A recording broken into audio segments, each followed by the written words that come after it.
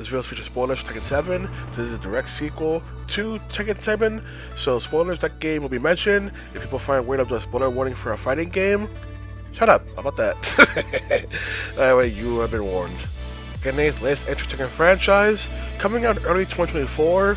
And this point, this video has already concluded its first season pass. I love the fact that this game was revealed by using the freaking Kazuya ending from Tekken 1 and then transitioning over to Tekken 8. That was a very fun way to reveal the game. So the main story premise that after Heihachi's defeat in Tekken 7, Jin tries to fight Kazuya, but ends up getting defeated with Kazuya taking an opportunity to enact his big world domination plan by essentially demanding that only the strong have the right to essentially lead the world, and to prove who's the strongest, he will have each country decide that via a tournament. What tournament? Why, of course, the King of Iron Fist tournament. I wonder how much joy this man gets from watching and participating in these tournaments.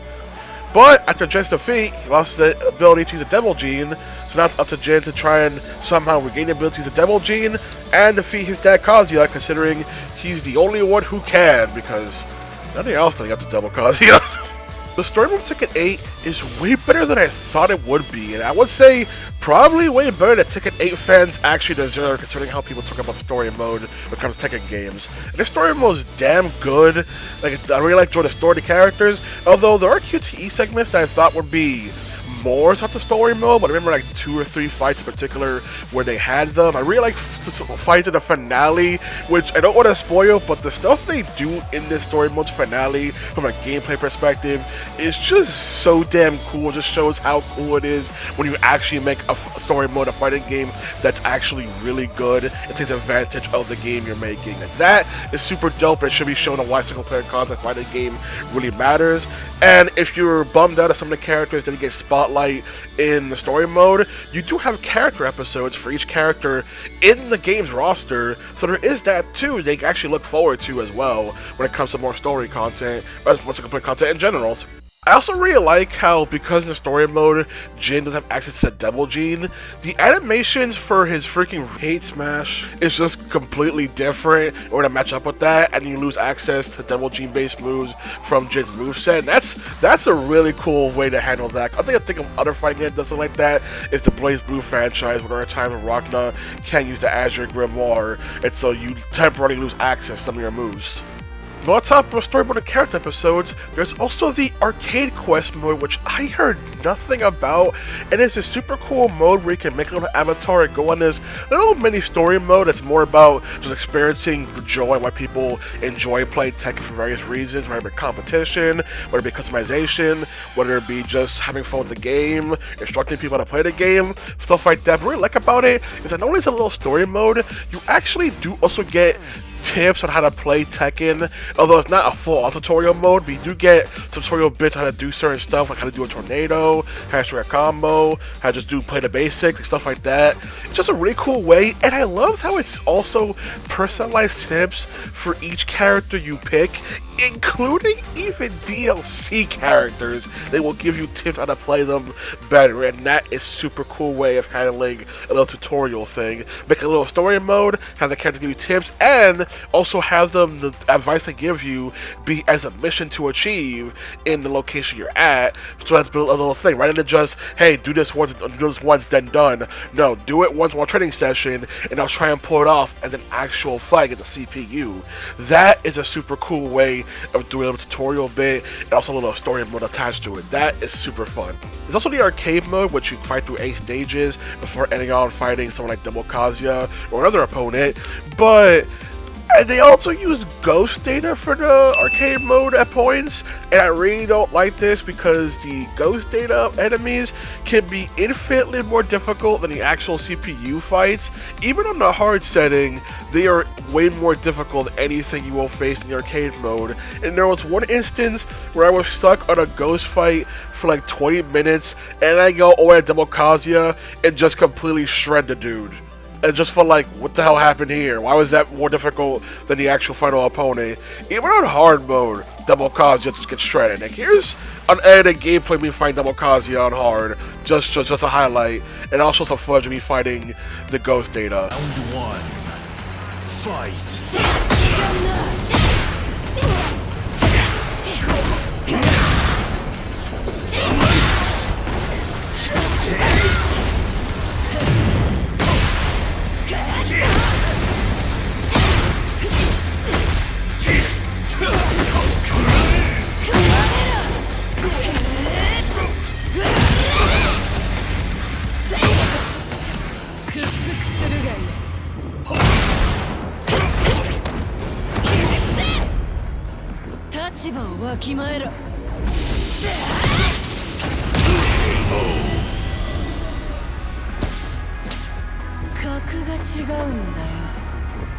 Round 2. Fight.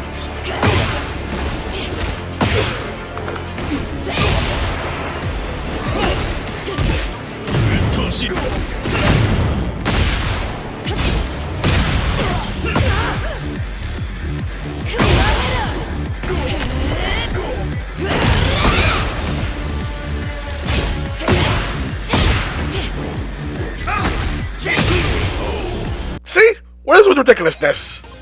I'm not the most technical person when it comes to fighting games, so talking about the gameplay, maybe a bit out of my league, but I'll try anyway. Either way, Tekken has you control each of the character's limbs through the face buttons, sort of try and straight combos, and Tekken prides itself on being a game based on martial arts. Just ignore characters with swords, just ignore characters with guns, just ignore characters who can teleport, just ignore the characters who can summon ninja clones, just ignore the characters with lightning, just ignore the characters with devil gene. But yeah, it's just pure fist fighting, as Tekken fans like to believe, and ignore everything else. Tekken has a way more aggressive playstyle, and a heat mechanic, which does buff your character's stats for a bit with a meter, but you can also spend that early for a heat smash, which is kind of like Tekken 7's rage drives. So that's a pretty cool idea, but you could also expend the heat for instead, or to cancel out and do a dash, or to continue a combo as well. So there is more than one way to do it, but the idea is aggression, aggression, aggression. And with no rage drives in this game, that means when you get into rage, the only real option for it is to try and do a rage art, which means now people probably see way more rage arts, and damn do they do damage in this game. Holy hell, things just hurt in this game, and then just, like I said, it's more aggressive playstyle. You're going to try to play defensive, your opponent's going to take advantage of that. The thing I always find weird when it comes to going into the heat mode is that dedicated button for it always has your character do a power crush attack that doesn't do much damage, it doesn't really open up the opponent. So I'm not really sure what it's for. I guess I can technically say it's a kind of a get off me tool, since it is a power crush, which means you are able to basically super armor through a couple attacks in order to pull it off. But it just feels kind of weird to have that ability, especially since there's other ways to go into heat that you can use in order to pretty much just go in and get way more advantage when you go into the heat mode to boost your damage. So when you're in an arcade mode thing, I mentioned that there are AI ghosts, but you can actually create your own AI ghost, for something to even feature as part of arcade quests, where you can actually just try and make an AI that fights like you as well, and literally face yourself in a sense of trying to see what kind of things you do, what do you train the AI to do, and freaking see how can you just pretty much go against yourself and what features can you do in order to try and beat yourself to become better. So that is also a pretty interesting way to have people improve by literally battling themselves. There's also character customization, which is so awkward I don't like. I'll never customize one character, but just the way this whole entire thing runs is so poor, and it takes a bit to load an item on a character to show off what it does, let alone actually then equip it and go to the next thing. It just feels so clunky. There's not actually a lot of options for it. Like, it just feels kind of pointless, despite the fact that even Arcade Quest has NPCs for the highlight, oh, I just enjoy the customization aspect of Tekken 8 kind of thing, but like, I just don't like how it functions. It just functions so poorly, and it's just annoying. And then I'm here, turns out you can make one of the backgrounds into a green screen, which makes it very good to just take your custom character design and use it for whatever image manipulation you want to do. So take my words back, this is genius and amazing, and I was completely wrong. I was wrong, and I was wrong without seeing the vision. That's all. Comes to characters I enjoy playing as in this game. Of course, there's Clive, and if someone really thought this DLC reaction meant I wasn't gonna play as Clive, oh, Clive's attacking! Get out! Get out! Get out! Oh! Get out! Get out! You're a fool. I know Tekken fans hate Clive, but Tekken fans also hate fun. But because original characters in the roster, I do also like playing as Devil Jin when playing other games, mostly Soul Calibur 5. The only Tekken games I play are Tekken 3, Revolution, and Tekken 7 and 8. And so, Tekken Revolution, I just like playing as Lars, I like playing as him there, and enjoy playing as him here, and like some of the things I learned from that game do carry over here. I also like playing as freaking Reina, who is a newcomer character, really enjoy playing, I have a lot of fun with, is really the person that plays arcade mode the most and enjoy. So that is super cool when it comes to the roster, and the roster is so freaking huge. I was surprised how big the roster was even before DLC. Which once again, man, Tekken 8 is so good. Tekken fans don't deserve this quality with the way they act. Also, I see some past 1 characters that so far, for the most part, are returning characters. Like, got Eddie Gordo coming back, and he's a fan favorite, and also pisses people off because people really think Eddie Gordo is his brain dead character, apparently. You got Lydia from Tekken 7 coming back. That's pretty cool. You got Heihachi just taking a giant shit on Tekken 7 story and bringing him back immediately as DLC. Probably don't Tekken fans don't care about story in Tekken, but they have no gush about character interactions, personalities, which means they do care about story in Reina Tekken, but they pretend they don't! And then, like I said, the last character being guest character Clive Rosfield from Final Fantasy 16, which also pissed off Tekken fans because, like I said, fun is not allowed unless it's their functions that they really care about. Despite a giant roster like this, apparently it didn't matter jack shit unless Eddie Gordo and Heihachi were back, because functions were just functions infinite, baby!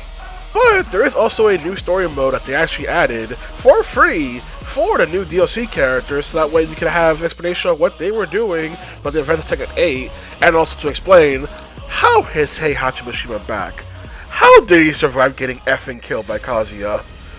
The answer? Unsatisfying.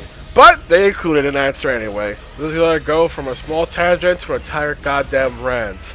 The font size for Tekken 8 is terrible. Whether it be the menus themselves, a little tutorial segments, like the text is so tiny and very difficult to read, and they use this white text for everything, even for the recap videos that are in black and white. The white text gets completely lost in these segments. Like, why would you use the same color as the animation for the text? That's just baffling.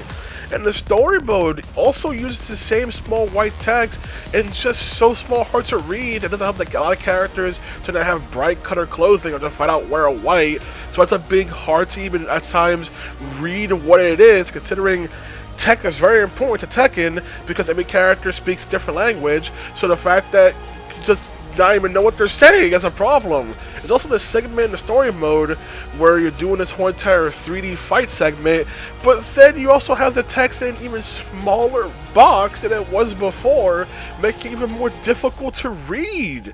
It is so awful, and accessibility modes don't even touch this. There's stuff for colorblind, the text-to-speech option, but it just turned it on and I tried using it and it didn't even do anything.